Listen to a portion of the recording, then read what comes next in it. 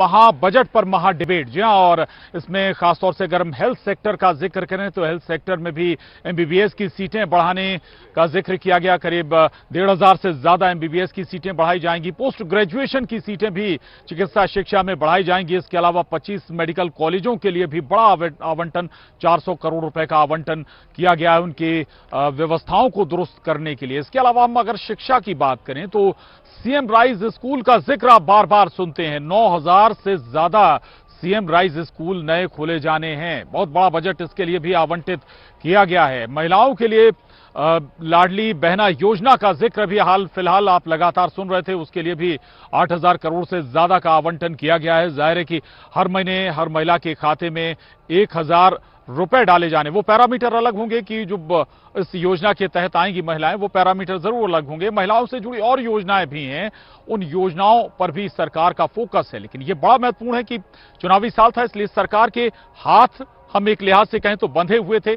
सरकार कोई नया कर नहीं लगा रही है और इस लिहाज से इसे पॉपुलाइज्ड बजट भी विश्लेषक जरूर कह रहे हैं। लेकिन हम चर्चा जरूर करेंगे और समझेंगे भी इस बजट में क्या विशेषताएं हैं, इस बजट की कौन कौन से पहलू हैं, क्या जो इकोनॉमिक ग्रोथ है वो रफ्तार पकड़ेगी इस बजट से, क्या रोजगार उत्पन्न होगा इस बजट से, क्या और दूसरे पहलुओं पर भी इस बजट से लाभ मिलेगा। ये हम तमाम बातों पर चर्चा जरूर करेंगे और इतना ही नहीं, हम इस पर भी जरूर फोकस करेंगे, बातचीत करेंगे कि भाई अर्थव्यवस्था से क्या रफ्तार पकड़ेगी।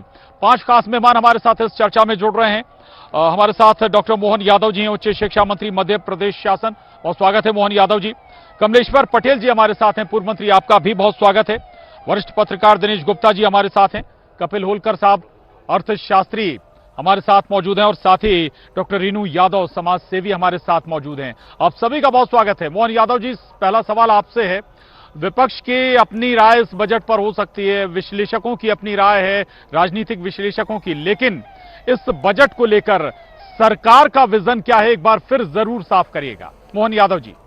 बजट आने के पहले एक दिन पहले जो आर्थिक सर्वेक्षण आया है, उस आर्थिक सर्वेक्षण ने अपने आप में सरकार की सारी कार्यवाही अपने आप में स्पष्ट कर दी है। जिस सरकार के रहते हुए 24% औद्योगिक विकास दर हो, जिसकी 19% अगर कृषि विकास दर हो, तो ये अपने आप में बहुत कुछ स्पष्ट हो जाता है, जिसमें प्रति व्यक्ति आय 1,40,000 निकल के आती है। इसका मतलब है कि सरकार समग्र रूप से सभी क्षेत्रों को लेते हुए निश्चित रूप से बहुत बड़ी अचीवमेंट की तरफ जा रही है। और ये तो अब आज के बजट में हमने देखा ही है कि कौन सा क्षेत्र छोड़ा माननीय शिवराज सिंह जी चौहान की सरकार में जगदीश देवड़ा जी ने जिस ढंग से प्रबंधन किए हैं, वो सारे प्रबंधन अपने आप में स्पष्ट कर रहे हैं कि सरकार ने समावेशी और सर्व जनहिताय सर्वजन सुखाय का भाव सामने लेके चले और उसका लाभ दिख रहा है।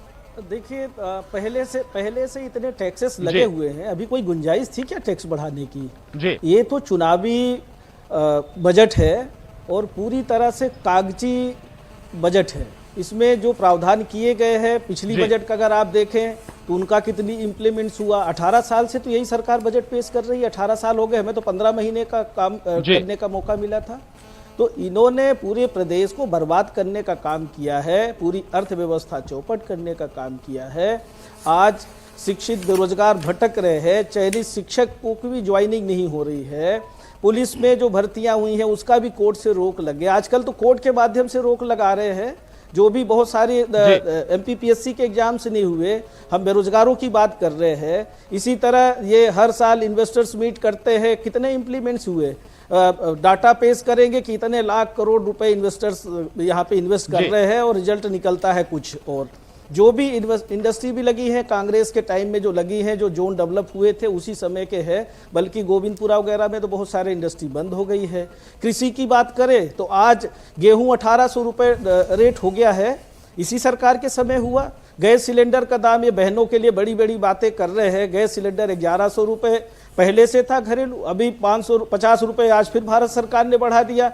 हमें उम्मीद थी कि ये टैक्स कम करेंगे, ये 500 रुपये में गैस सिलेंडर देंगे। बहनों को 1,000 रुपये खाते में डालने की बात कर रहे हैं। 1500 रुपए तो हमारी हिमाचल की सरकार पहले से खाते में दे, हमारी सरकार बनी 1500 रुपए तो हम लोग दे रहे हैं, और यहाँ बनेगी तो कमलनाथ जी ने कहा है हमारी सरकार बनेगी हम लोग 1500 रुपए महिलाओं के खाते में डालेंगे, और कोई ऐसी क्राइटेरिया नहीं होगी जितना इन्होंने क्राइटेरिया कर दिया है। तो ये अंतर है। ये जरा मैं बता दूं, जरा कमलेश्वर जी को जवाब दे दूं आपकी बात का। कर्ज माफी भी की 27 लाख किसानों का। अभी हम नरोत्तम मिश्रा जी की बात सुन रहे थे, अगर आप सरकार खरीद फरोख्त के नहीं बनाते, हमारी सरकार 5 साल चलती तो एक एक करके सारे बचत पूरा करते। शिवराज सिंह जी बोल रहे थे कि हमारी बात नहीं सुनी जाती है, बोलने नहीं दिया जा रहा जनता। अरे जनता ने सुन लिया है आपको, 18 साल से आपको तो सुन लिया। विकास यात्रा में जनता ने बता दिया है आपको विकास यात्रा में किस तरह से। कमलेश्वर जी जो पॉइंट आउट मैं कर पाऊं, एक तो ये कि भाई महंगाई पर आपने एड्रेस नहीं किया, दूसरा इंडस्ट्रियल ग्रोथ पर भी जो एड्रेस होना चाहिए था इस बजट में वो नजर नहीं आता। कैसे नहीं आता साहब? 24% इंडस्ट्रियल ग्रोथ कैसे आ गई है? 19% कृषि विकास दर कैसे हो गई? आप याद करिए, कांग्रेस की तत्कालीन सरकार में 0.3% इंडस्ट्रियल ग्रोथ थी। अगर 0.3 इंडस्ट्रियल ग्रोथ थी 2003 की, तो 10 साल तक कांग्रेस की सरकार थी ना वो। और अगर हम 24% ला रहे हैं तो ये कहां से आ गई है? अगर 19% कृषि विकास दर तो कहां से आ गई है? आप कमलेश्वर जी आप शांति से सुनिए, मैंने आपकी पूरी बात सुनी है, मैं कृपया करके मैंने आपको पर्याप्त समय दिया है। आपने तो वो पाप किया है कि जो नॉन डिफाल्टरों की लंबी संख्या बढ़ाई। हमने इस बजट में नॉन डिफाल्टरों को डिफाल्टर से बाहर लाने के लिए 2,500 करोड़ का, आपके पाप के कारण से कमलनाथ जी की सरकार ने झूठ बोल करके सरकार बनाई कि 2-2 लाख हम मंजूर करेंगे, और इस चक्कर में, इस भरोसे में लोगों ने, किसानों ने अपने जमा करना बंद कर दिए और आपने 1 पैसा मंजूर नहीं किया। वो सारे किसान इतने भयानक डिफाल्टर हो गए कि वो ऋण माफी से हाहाकार मच रहा है। हमने 2,500 करोड़ देकर के उनको भी नॉन डिफाल्टर की श्रेणी में लाने के लिए हम बढ़ रहे हैं आगे। ये आपका पाप है। कदम कदम पे कांग्रेस ने ये झूठ बोल करके जहां भी किया पाप, यही कारण है कि कांग्रेस की राज्य में हमेशा हाहाकार मचता रहा है। कांग्रेस कभी सुशासन पे विश्वास नहीं करती है, कांग्रेस कभी गरीब आदमी के विचार के विकास नहीं का बात नहीं करती है, और ये लूट के बांटने के भरोसे में अपनी खुद की सरकार गंवा बैठे। ये इनके पाप के कारण सरकार गई थी, कोई किसी कारण से नहीं गई। कांग्रेस अपने कुनबे को नहीं संभाल पाई, और कांग्रेस के उस दुष्परिणाम के बावजूद भी, 2 साल कोविड के खराब समय के बावजूद भी, हमने न केवल सरकार को संचालित रूप से सफलता के साथ संचालन करवाया, बल्कि विकास की ग्रोथ रेट भी आज देश में अग्रगण्य। बिल्कुल मोहन जी, चुनौतियां जरूर थी कोरोना काल में। जी जी जी ठीक है। हालांकि कांग्रेस कहती है और वक्त मिलता तो शायद कुछ तस्वीर अलग होती। दिनेश गुप्ता जी के पास में जाऊंगा। दिनेश जी, सियासी दल ही सरकार चला रही है, चुनावी साल है दिनेश गुप्ता जी, तो जाहिर है कि भाई चुनावी साल में आप वोटर को तो नाराज नहीं कर सकते हैं, ये दिखता है ना बजट में। बिल्कुल प्रशांत जी, जो चुनावी साल होता है उसमें वोटर पर फोकस ज्यादा होता है। आप देखिए कि मिडिल क्लास और लोअर मिडिल क्लास बजट को लेके चाहता क्या है? वो ये चाहता है उसकी जो रोजमर्रा की तकलीफें हैं, उस पर जो आर्थिक दबाव है वो कम हो। क्या इस बजट में कोई आर्थिक दबाव कम होता हुआ दिखाई दे रहा है आपको? क्या हम जो चाहे आप गैस हो, पेट्रोल हो, बिजली का बिल हो, बहुत सारी ऐसी चीज़ें होती हैं जिनके आर्थिक दबाव होते हैं। आप देखिए ना, जब आप कहते हैं कि सब पर कैपिटा इनकम बढ़ गई है, तो जब आप नगद देंगे किसी भी स्कीम में, जब नगद देंगे आप स्पेसिफिक देंगे तो फिर निश्चित तौर पे वो पर कैपिटा इनकम बढ़ती है। लेकिन जो आप दूसरे चीज़ें जो जिनमें राहत देनी चाहिए वो राहत नहीं दिखती। आप मध्य प्रदेश में सबसे महंगी बिजली, सबसे महंगी रजिस्ट्री, सबसे महंगा पेट्रोल, आप देखिए ना कि बिल्कुल एक्सट्रीम पर है। जब पड़ोसी राज्यों में कम है, उत्तर प्रदेश में आप देखेंगे ना कि जो लोग उत्तर प्रदेश से मध्य प्रदेश आते हैं तो पेट्रोल डीजल वहाँ से डलवाते हैं। तो जिन चीज़ों पर सभी को फोकस करना चाहिए था सरकार को, उन पर फोकस नहीं है। वो चूंकि चुनावी बजट है और एक स्कीम विशेष है जिस पर सबसे ज़्यादा पैसा सरकार खर्च करने जा रही है, तो वो उस हिसाब से आप देखिए कि केवल उसने अपने वोटर को टारगेट किया है और 51% का उसका जो लक्ष्य है वोट पाने का, उसको टारगेट किया है। ठीक है, बिल्कुल महत्वपूर्ण बात आपने कही। पेट्रोल का जिक्र आपने किया। उत्तर प्रदेश अगर आदमी जा रहा तो कोशिश करता है कि बॉर्डर का पार करे और फिर पेट्रोल डलाए। कपिल होलकर जी, दिन भर आपसे कई बार बात हुई बजट को लेकर, आप एनालाइज कर चुके होंगे लगभग। ऐसा लगता है कि जो बातें आप कह रहे थे, एक्सपेक्ट कर रहे थे, वो नजर आ रहा है। कपिल होलकर जी। जी बिल्कुल प्रशांत जी, सुबह से जो हम बातें कर रहे थे बजट आने से पहले, इनफैक्ट कल रात शाम से हम लोग साथ हैं, और जो मेरा एंटिसिपेशन था इस बजट को, इस सरकार को देखते हुए, ऑलमोस्ट वही सारी पहलुओं को छूने की सरकार ने कोशिश करी है। तो और एनालिसिस करने के लिए सही कहें तो मध्य प्रदेश के बजट में बहुत कुछ होता नहीं है हम लोगों के पास में। ये दुर्भाग्य है हमारा कि हम चाह के भी बहुत ज़्यादा एनालिसिस कर नहीं पाते हैं, क्योंकि आपके पास में आमदनी के न जरिए हैं और खर्चे आप जो है उधार लेके करते हैं। कुछ चीज़ें जो अच्छी करी हैं वो लगता है कितनी, अब ज़मीनी हकीकत तो क्या होगी जब पता चलता है कि रोज़गार देने की बात करी है या सड़कें बनाने की बात करी है, महिलाओं के लिए काफ़ी एलोकेशन देने की बात करी है, तो वो सुनने में तो अच्छी लग रही हैं, बट अब क्योंकि समय कम है और आचार संहिता लग जाएगी कुछ समय बाद, तो कितना इम्प्लीमेंटेशन हो पाता है ये डिपेंड करता है कि सरकार कैसे उसको ज़मीनी हकीकत पर उतार पाती है। मेरा जो सबसे बड़ा विरोध हमेशा रहा है, चाहे वो किसी भी स्टेट का इलेक्शन हो या चाहे सेंट्रल इलेक्शन हो, ये जो फ्रीबीज बांटने की प्रवृत्ति इलेक्शन मोड में जाते से ही सरकारों में या विपक्षी दलों में हो जाती है। आप 1000 दोगे तो हम 1500 देंगे, आप 1500 दोगे तो हम 2000 रुपये देंगे, इरिस्पेक्टिव ऑफ कि वो डिजर्व करते हैं, उनको ज़रूरत है या नहीं है। आप ये एक आदत जो है ना देश के नागरिकों की खराब कर रहे हैं कि कहीं पंजाब में दे दिया तो वहाँ एक फार्मूला सेट हो गया कि इससे सरकार बन सकती है, तो हम यहाँ पे वो फार्मूला सेट कर देते हैं। तो मेरा ख्याल है, या आपने जैसे ई स्कूटी देने की बात करी बच्चियों को, मैं बच्चियों की शिक्षा के लिए विरोध में नहीं हूँ। मेरा सोचना है कि अगर ई स्कूटी देने की जगह उतने की फीस आप स्पॉन्सर कर देते और उनके लिए पब्लिक ट्रांसपोर्टेशन की व्यवस्था कर देते, जहाँ पे एक सेफ पब्लिक ट्रांसपोर्टेशन की जरूरत है, ई स्कूटी की जरूरत नहीं है बच्चियों को। हमारे शायद अगर आप इकोनॉमिस्ट ना होते और राजनीतिज्ञ होते तो शायद आपके विचार अलग होते, लेकिन आपका सवाल लेकर मैं जरूर जाऊंगा मोहन जी के पास। उससे पहले रेणु यादव जी, रेणु यादव जी, आप भी दिन में बात कर रही थी कि महिलाओं को उतनी तवज्जो नहीं है, लेकिन आज का जो बजट है रेणु यादव जी, 1 लाख करोड़ महिलाओं से जुड़ी योजनाओं के लिए रखा गया है। जी, इस पर मैं ये कहना चाहूँगी कि जैसा जब मैंने बजट के एनालिसिस की तो मैंने देखा हर वर्ग का काफ़ी ख्याल रखा गया है, चाहे वो महिलाएं हो, युवा शक्ति हो, किसान हो, जनजातीय समूह हो, ग्रामीण विकास, शहरी विकास, पर्यावरण, पर्यटन, इंफ्रास्ट्रक्चर, हेल्थ केयर, शिक्षा, सब पे ध्यान दिया गया है। और महिलाओं के लिए तो कुछ ज़्यादा ही बजट एलोकेट किया गया है। लेकिन जैसा कि मेरा सुबह कहना था कि यहाँ पर फिर से उन महिलाओं की बात नहीं हुई जो कि 9 to 5 जॉब वाली हैं और टैक्स पेयर है, उन महिलाओं को फिर से अलग कर दिया गया। और दूसरा, जैसा कि मैं कपिल जी की बात से पूरी तरीके से सहमत हूँ, हम बात कर रहे हैं लाइक 100 रुपये देकर उन्हें स्वावलंबी बनाया जाए, 1000 रुपये देकर उन्हें स्वावलंबी बनाया जाए। तो मुझे ये नहीं समझ में आता कि 1000 रुपये किसी के खाते में देने से वो इंडिपेंडेंट हो रहा है या डिपेंडेंट हो रहा है। इसकी बजाय अगर सरकार उनके स्किल डेवलपमेंट के लिए सेंटर्स इस्टेब्लिश करती और उनको स्किल डेवलप करती और वो खुद अपना रोजगार स्वयं तलाशें, अगर उस पर फोकस किया जाता ये पैसे किसी के खाते में देने के बजाय, तो मुझे लगता है ज़्यादा अच्छा था। अगेन उन रिसर्च एंड डेवलपमेंट सेक्टर की कोई बात नहीं हुई है। जो लोग लोअर कैटेगरी के हैं उनको सामान्य पर लाया जाए। मेरी इतनी बहनों को फ़ायदा हो रहा है। इतना बड़ा बजट, 8000 करोड़ का बजट है, प्लस बहुत सारी और योजनाएं हैं जिनको मैं इतने कम समय में लिस्ट नहीं कर पा रही हूँ जो महिलाओं के लिए।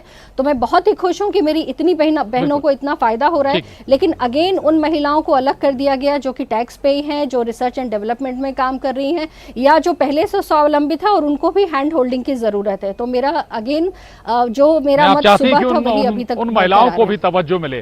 बिल्कुल, आपकी बात सरकार तक जरूर पहुंची होगी। कमलेश्वर पटेल जी, आज गैस सिलेंडर को लेकर आप लोगों ने उसके दाम को लेकर बड़ा प्रदर्शन किया। क्या केवल गैस सिलेंडर के दाम कम होते वही महंगाई कम होने का आधार होता क्या? देखिए, आज घरेलू बजट पूरी तरह से चौपट हो गया है। हर चीजों पे टैक्स लग गए हैं, जीएसटी का टैक्स अलग, वैट टैक्स अलग, 50 रुपए गैस सिलेंडर भारत सरकार फिर से बढ़ा दिया, कॉमर्शियल 350 अलग बढ़ा दिया, घरेलू 50 रुपए, और हमारी सरकार ने राजस्थान में 500 रुपए में गैस सिलेंडर देना शुरू किया। यहाँ भी सब्सिडी क्यों सरकार नहीं दे सकती थी? अगर इतना ही महिलाओं के हितैषी है, महिलाओं का तो पूरा घरेलू बजट गड़बड़ कर दिया। किसानों का पूरा आपने, डीजल का इतना ज्यादा रेट हो गया है, खेती किसानी करना मुश्किल हो रहा है।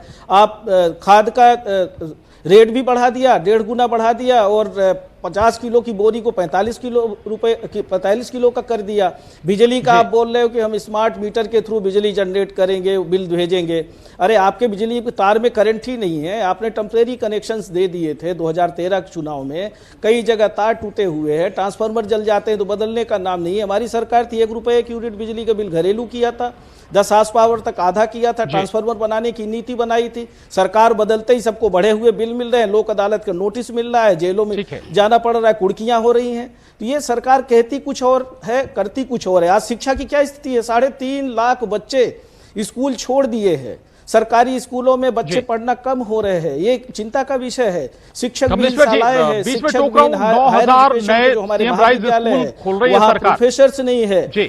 सीएम राइज स्कूल भी ये बहुत बड़ी कलाकारी है जो केंद्र सरकार ने हर ब्लॉक में मॉडल स्कूल खोले थे, उस मॉडल स्कूल को ही इनने सीएम राइज स्कूल में कन्वर्ट करने का काम किया है। और जो दूसरी स्कूलों में टीचर्स अच्छा वहां टीचिंग का काम करते थे उनको सीएम राइज स्कूल में शिफ्ट किया है। तो क्या जो दूसरी स्कूलों में बच्चे गांव के पढ़ते हैं वो अच्छी शिक्षा के हकदार नहीं है? तो इस सरकार ने ना बच्चों का समय पे ड्रेस दिया, स्कूल ड्रेस भी इस बार नहीं मिला, ना साइकिलों का वितरण हुआ, बोलते हैं स्कूटी देंगे। अरे तुम साइकिल का वितरण तो कर नहीं पा रहे हो, तुम्हारे पास पैसा नहीं है, राजकोषीय घाटे में चल रहे हो, उसके बाद भी बड़ी बड़ी बातें कर रहे हैं। ये सिर्फ और सिर्फ कागजी बजट है, ये मन को लुभाने का बजट है। प्रदेश की जनता इनको ये बड़ी बात आपने कही है, कागजी बजट। ये बेरोजगारी के मामले में, महंगाई के मामले में, किसानों के मामले में, हर विषय में ये फेल हो चुका है।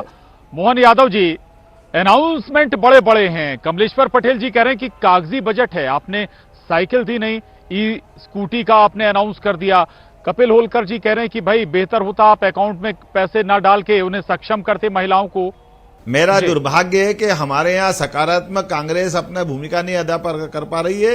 यही कारण है कि कांग्रेस लगातार रसातल में जा रही है। अब आप बताइए, जीआर जो सकल पंजीयक दर छात्रों की थी, जिसके बारे में कमलेश्वर जी खुद ही उच्च शिक्षा से जुड़े में हैं, जरा अपना अभी गूगल देखे खोल करके, आपकी सरकार के दरमियान जो 1.5 साल में परसेंटेज डाउन हुआ था, उस 20% को ले जा करके लास्ट ईयर कोविड के बाद भी हम 24% पे ले गए और इस साल राष्ट्रीय औसत के किनारे लाके 27% पे खड़ा किया। ना ये 1.5 साल में कवर कर पाए थे, ना उधर जब 10 साल कांग्रेस की सरकार थी तब तो इसका परसेंटेज और कई गुना नीचे था। अब मैं आपको जानकारी के लिए बता दूं कि जिस प्रकार से सरकार ने काम किया, आपने कहा साइकिल की बात, तो साइकिल के लिए खाते में पैसे दिए गए थे। इस बार हम डायरेक्ट उनको हम अपने पे चेक के माध्यम से सीधे साइकिल परचेस करने के लिए गुंजाइश दे रहे हैं। तो आगे ये जो साइकिल के पैसे उनके माता पिता के खाते में डालते थे, उसके बजाय वो सीधी साइकिल ही खरीद पाएंगे। कि सभी प्रकार की छात्रवृत्ति, सभी प्रकार की पुस्तकें, सभी प्रकार की किताबें, कापी और जो जो दे सकते थे वो सारी चीजों के भुगतान करे जा चुके हैं। अब ये अलग बात है कि न माने तो मैं उसके लिए तो कुछ नहीं कर सकता हूँ। जिस प्रकार से सरकार ने, आप बताइए, इतने मेडिकल कॉलेज कभी कोई सोच सकता था क्या? हम भी अपने सभी प्रकार के निर्माण कार्यों के लिए पर्याप्त धनराशि देना और बगैर एक पैसा टैक्स लगाए, ये कैसे हो सकता है? ये सारी की सारी चीजें अभी कमलेश जी, मैं बोला नहीं एक शब्द भी आपके बारे में, मैंने बार बार ये बोला कि आप अपनी ज्यादा अच्छा बेहतर है। आप जब बात कर रहे हैं मैं पूरा शांति से सुन रहा हूं। अब आपका फर्ज बनता है कि आप सुने।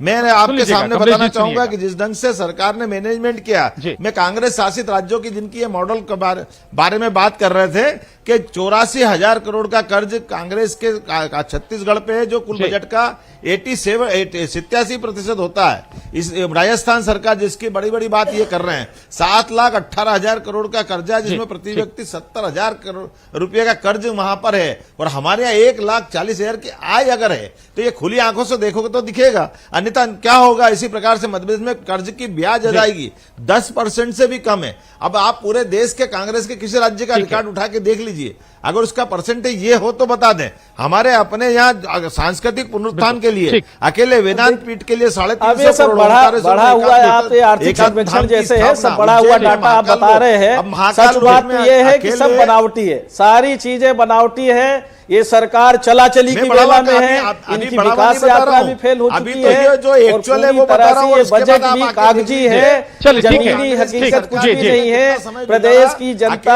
आंदोलनरत है, अधिकारी कर्मचारी आंदोलनरत है, आशा उषा कार्यकर्ता आंदोलनरत है।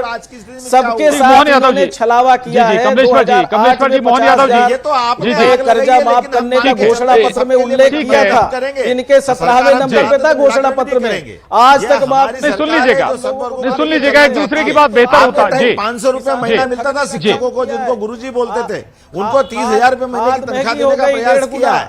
आज ये हमारे यहाँ ठीक है से सभी प्रकार के क्षेत्रों में जो काम करने का प्रयास किया है। कपिल होलकर जी, योजना जिनका जिक्र हम बार बार कर रहे हैं, आप फ्रीबीज का जिक्र कर रहे थे, ये इकोनॉमी सफर कर जाती है। इकोनॉमिक ग्रोथ आप कह सकते हैं कि क्या इससे थमेगी, या फिर हम ये कहें कि उसकी रफ्तार कम हो जाएगी? क्या इसके ड्रॉबैक्स हैं, थोड़ा सा वो भी बताइएगा। देखिए, इकोनॉमिक ग्रोथ या इकोनॉमी पे मैं ये नहीं कहूँगा कि कोई बहुत बड़ा इम्पैक्ट आएगा जी।